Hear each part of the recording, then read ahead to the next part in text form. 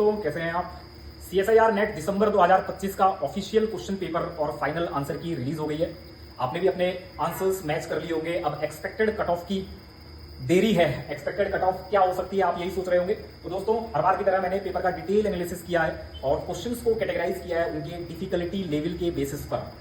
तो अगर हम बात करें, मतलब ओवरऑल क्वेश्चन पेपर की बात करें, तो फिजिकल केमिस्ट्री वैसे रिलेटिवली कम पूछी गई है और हार्डनेस के बेसिस पे बात करें तो फिजिकल केमिस्ट्री रिलेटिवली टफ है सबसे, मतलब पूछी सबसे कम गई है। अगर देखा जाए तो सवाल फिजिकल केमिस्ट्री के कम है, लेकिन सबसे ज्यादा रिलेटिवली कैलकुलेशन फिजिकल केमिस्ट्री में ही उसने करवाई है। सबसे ज्यादा मेहनत फिजिकल केमिस्ट्री में ही करवाई है और फिर ऑर्गेनिक केमिस्ट्री और लीस्ट इनऑर्गेनिक केमिस्ट्री।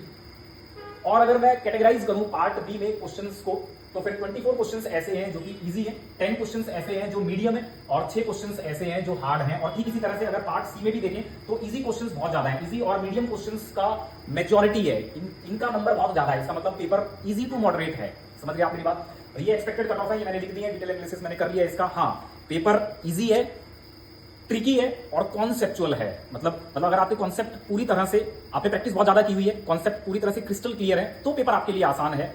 उसने जो ऑप्शंस भी है ना, ऑप्शंस भी इस तरह से डिजाइन किए हैं कि आपको बहुत आसानी से वो ठग सकता है, आपको बहुत आसानी से वो गुमराह कर सकता है। तो अगर आपने प्रैक्टिस बहुत बेहतर की है तो ही आप इस पेपर को बहुत बेहतर कर सकते हैं। मतलब प्रैक्टिस अच्छी की है, कॉन्सेप्ट क्रिस्टल क्लियर है। और दूसरा, अगर आप सेलेक्टिव हैं, अगर आप मतलब इनमें से अगर आप सेलेक्ट कर रहे हैं, देखिए 10 सवाल, 20 सवाल, 30 सवाल ये और 52 के आसपास क्वेश्चन दिए, 82 के आसपास, उतने तो करने ही नहीं होते यार। अगर आप बहुत ज्यादा सेलेक्टिव हैं, आपने सेलेक्टिव प्रिपरेशन की है, तो आप बहुत आसानी से बहुत ज्यादा नंबर कमा सकते हैं, बहुत आसानी से रैंक या सिलेक्शन ले सकते हैं। बस आपको सेलेक्टिव होना था। इसके अलावा ट्रिकी इसलिए है क्योंकि अब जो CSIR नेट सवाल पूछ रहा है ना, वो वैसे टिपिकल नहीं पूछ रहा जैसे कोऑर्डिनेशन में आते थे। Electroneutrality principle, hybridisation, charge transfer, लेवाइली नेट बता दे, रिएक्शन मैकेनिज्म, वैसे नहीं पूछ रहा। मार्कस हस इक्वेशन उसने पूछी है। समझ रहे हैं अपनी बात। ग्रुप थ्योरी बहुत बेहतर पूछी है। फिजिकल केमिस्ट्री तो उसने बहुत ठीक ठाक पूछी है। ऑर्गेनिक केमिस्ट्री में भी उसने ठीक ठाक पूछा है। पेरिसाइक्लिक में बहुत आसान सा रिएक्शन दिया है। रिएजेंट्स भी बहुत आसान से पूछे हैं। इनऑर्गेनिक केमिस्ट्री में बॉन्ड एंगल वगैरह उसने पूछा है।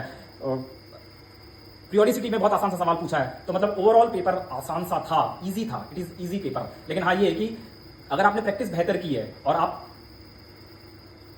ऑप्शंस को ढंग से एनालाइज कर पा रहे हैं, तो आप बहुत आराम से इसको क्वालिफाई कर सकते हैं। इसके अलावा हाँ, जैसे कोऑर्डिनेशन में उसने स्ट्रेचिंग फ्रीक्वेंसी का सवाल पूछा, वो आप नहीं पढ़ते। आप उसने सवाल पूछा है ग्राफ को लेकर, आप वो नहीं पढ़ते हैं।